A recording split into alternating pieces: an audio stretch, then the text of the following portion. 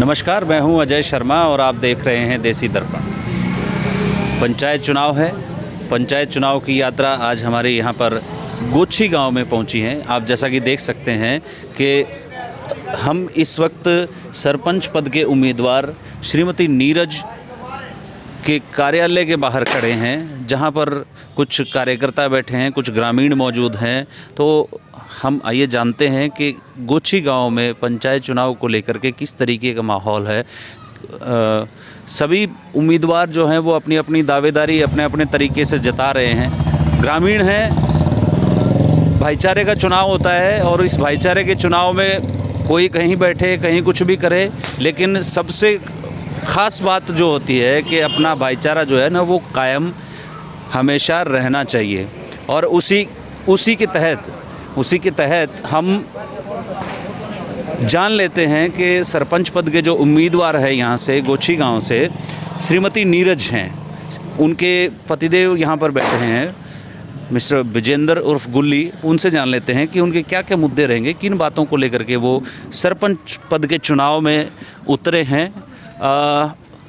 नमस्ते भाई साहब। नमस्कार जी, आप सभी को मेरी तरफ से शुभकामनाएं दिवाली की।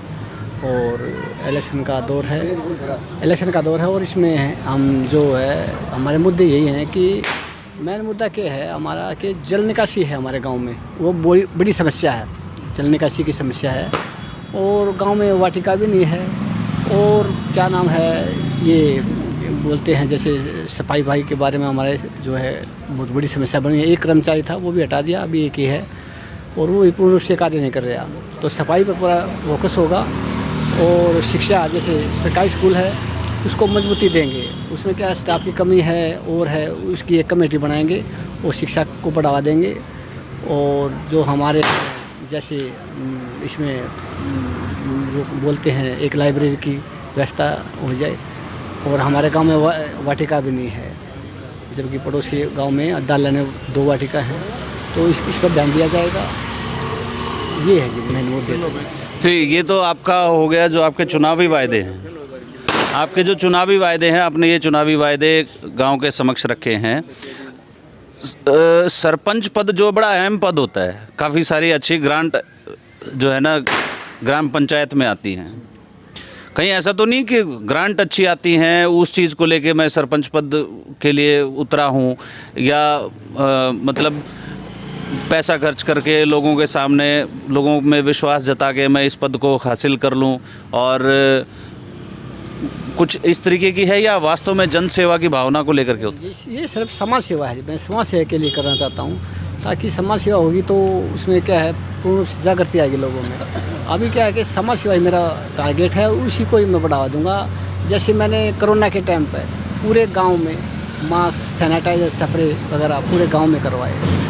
और 57 लड़कियों की शादियां में मैंने उसमें आर्थिक मदद दी।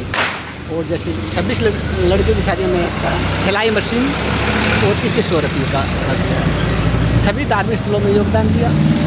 और जो हमारे सफाई के जो नाले थे वे 3 साल से, वो उसमें क्या नाम है सरकारी सेवा से मैंने उन्हें आर्थिक उसमें योगदान दिया सरकार के थ्रू। और यही मेरा फोकस है कि सफाई वगैरह हो, शिक्षा पर बढ़ा दिया जाए।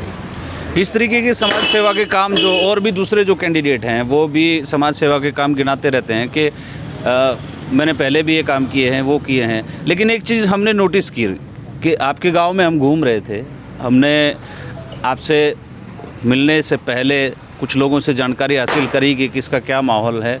आपके नाम की चर्चा ज़्यादा चल रही है। मतलब ऐसा कौन सा लड्डू आपने खिलाया कि आपके नाम की चर्चा चल रही है? ये मैंने सिर्फ समाज सेवा की है जी। ये समाज सेवा रूपी लड्डू है जो मैंने खिलाया है। बाकी ये एक निस्वार्थ है, ताकि लोगों को ज़्यादा से ज़्यादा मदद दी है। ये लोगों का रुझान बढ़ा है, विश्वास जगह है। और ये शराफत और काम के अनुसार कह रहे हैं, जो आप कह रहे हो उसका रुझान यही है मेन कारण। अच्छा, महिला की सीट है यहाँ पे और महिलाओं के अपने कुछ अलग से मुद्दे होते हैं, महिलाओं की अलग से समस्याएं होती हैं ग्राम पंचायत को लेके, चाहे वो एसएमसी की बात करने को ले लो, या अपनी खुद की पेंशन की बात करने को ले लो, या जो मेन जो गलियां हैं उनकी साफ़ सफाई की व्यवस्था को ले लो, उनकी कई सारी अलग से समस्याएं रहती हैं, या शौचालय की बात करने को ले लो। तो इस पे कोई फोकस या कोई ऐसी योजना रचना आपने तैयार करी है, या जो कैंडिडेट है उसने या कुछ ऐसा तैयार किया है? हाँ जी, जैसे हमारे गांव में मनरेगा के तहत काफ़ी कम पैसा आया है पिछले 15 सालों से। तो मेरा फोकस रहेगा कि मनरेगा के तहत ज़्यादा से ज़्यादा स्कीम लाई जाए और उसका लाभ जो है हमारे गरीब जो ज़रूरतमंद हैं उनको आर्थिक मदद मिले। तो आर्थिक उस पर फोकस होगा कि मनरेगा के तहत और जो स्कीम है जैसे शौचालय की आ रही हैं उसमें ज़्यादा से ज़्यादा ग्रांट ली जाए, ज़्यादा से ज़्यादा बढ़ावा दिया जाए। वैसे हमारे गांव में शौचालय में लगभग 99% हैं जहाँ जिसके पास शौचालय है, लेकिन 1% है वो उसको भी पूर्ण रूप से सुचारू रूप से चलाएँगे उसको। जी, हमारे बीच में बुजुर्गवार बैठे हैं और कहते हैं कि उम्र जो है वो उसका सबसे बड़ा अनुभव होता है। जिसकी ज़्यादा उम्र होती है उसके पास बहुत सारा अनुभव होता है, पीछे का इतिहास उसने गांव का देखा होता है। बाबा जी नमस्ते। नमस्ते जी। बिजेंदर उर्फ गुल्ली, ये इनकी धर्मपत्नी उठनी है सरपंची में। बिजेंदर में क्या है जी, ये 2-3 साल से समाज सेवा बहुत अच्छी कर रहा है गांव में। मतलब हर प्रकार का काम में ये आगे रहता है।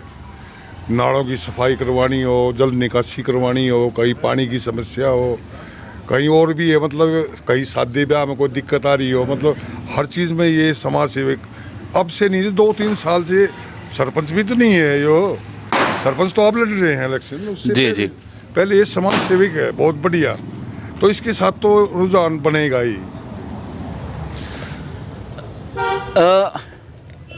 यहाँ पे गांव में आसपास के क्षेत्र में हमने देखा कि जो बरसाती पानी है और घरों में जो पीने के पानी की जो समस्या है वो बहुत बड़ी समस्या है। आप बड़े हैं, आपने भी देखा होगा कि इस तरीके की और कोई चीज़ें गांव में कोई ऐसी समस्याएं हैं आपको लगती हैं कि भाई ये चीज़ हो जाए तो और भी ज़्यादा अच्छा रहे? एक सबसे बड़ी समस्या जी खेलों के लिए, बच्चों के लिए मैदान की व्यवस्था करना, यानी स्टेडियम बनवाना। स्टेडियम हमारा है, हमारे पास ये खुले में, और बरसात आ जाती तो पानी भर जाता है उसके अंदर, तो उसकी में जो है मिट्टी डलवा के भरत करवा के बहुत जो बढ़िया स्टेडियम बनाया जाएगा जिसमें हर प्रकार के खेल खेलने की सुविधा मिले बच्चों को। बिल्कुल, क्योंकि अपना हरियाणा जो है वो खेलों के नाम से बहुत जाना जाता है, चाहे वो ओलंपिक की बात रही हो, चाहे राष्ट्रमंडल खेलों की या एशियाड की बात रही हो। अपने हरियाणा के ग्रामीण क्षेत्रों के जो बच्चे हैं, लड़के लड़कियां हैं, उन्होंने अंतर्राष्ट्रीय पटल पे अपने हरियाणा के बच्चों ने खूब नाम कमाया है जो गाँवों से निकले हैं। और तो मूलभूत सुविधा जो है वो बच्चों के खेलों की उनकी जो रुचि है खेलों में वो पैदा करने वाली जो मूलभूत सुविधा है, आपने कोई ऐसी योजना बनाई है क्या? हाँ जी, जैसे स्टेडियम है हमारे गाँव में, इंडोर स्टेडियम की अगर होगी तो उसकी पूरी कोशिश होगी कि इंडोर स्टेडियम बनाया जाए बच्चों में, और उसकी एक कमेटी बनाई जाए ताकि वो कमेटी पूर्ण रूप से उसको सुचारू रूप से चलाए। और ये हमारे जैसे हमारे कोच लगाया जाए ताकि उसको सुचारू रूप से चलाया जाए। तो इस तरह की है सोच, इसको चलाने की कोशिश करेंगे, इसको स्टेडियम वगैरह के, और खेलों को बढ़ावा देंगे। ताऊ जी आपका क्या कहना है? हमारा कहना है जी, ये है जी, खेल हमारा गांव खेल में अव्वल रहा है पूरा। इसमें झज्जर डिस्ट्रिक्ट में टीम ही एक अच्छी गाँव की होती थी। हमारा कब से ये पानी हो गया स्टेडियम में, बच्चों के खेलने जगह नहीं है। स्कूल में भी नहीं रहा है, मैट वो लगाया था कि क्या बोलते हैं उसको, वो भी नहीं रहा है। बिल्डिंग इंडोर स्टेडियम, वहाँ बिल्डिंग बन गई। अब खेल ख़त्म हो गया बिल्कुल। तो बच्चे हों, कोच हो, उनको सुविधा होनी चाहिए। तो उसके बाद ही हम ये चाहते हैं कि कोई अच्छा आदमी आवे जो सेवा करे।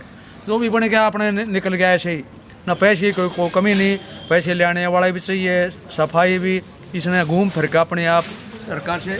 बिल्कुल, सबसे बड़ी बात आपने उठाई कि पंचायत में जो ग्रांट आती हैं वो ग्रांट अपने गांव में लेके आने वाला स्मार्ट जो है, जो पंचायत प्रतिनिधि वो स्मार्ट होना चाहिए, नहीं तो ग्रांट तो वैसे भी आती रहती। बहुत हमारे गांव में सबसे ज़्यादा ग्रांट आई आज तक हमारे गांव में वाटर वर्क्स और के बड़े बड़े अफसर रहे हैं, जिसने न्यू बोल दिया वही पूरे हल्के में दिया, सुखबीर सिंह अलावा आया था करंट की कोई, लेकिन उसका यूज नहीं हुआ। खैर, अभी जो प्रत्याशी हैं, आपने विश्वास जताया है विजेंद्र उर्फ गुल्ली, इनकी धर्मपत्नी पे आपने विश्वास जताया है, और हम भी कामना करते हैं कि आप जितने भी बुजुर्गवार यहाँ पर बड़े आदमी बैठे हैं, आपकी कामना जो है वो पूर्ण रूप से चरितार्थ हो, आपका उम्मीदवार जीते। ये डिपेंड करता है आने वाली 2 नवंबर को जब वोटिंग मशीन खुलेगी, तब पता चलेगा कि कौन सच्चा है, किसके वादों में कितना जोर है, किसके वादों में कितना दम है। तब तक के लिए मैं अजय शर्मा देसी दर्पण के साथ ऐसे ही बना रहूँगा। हमारे चैनल को लाइक, शेयर और सब्सक्राइब ज़रूर कर लीजिए। तब तक के लिए जय हिंद, जय भारत।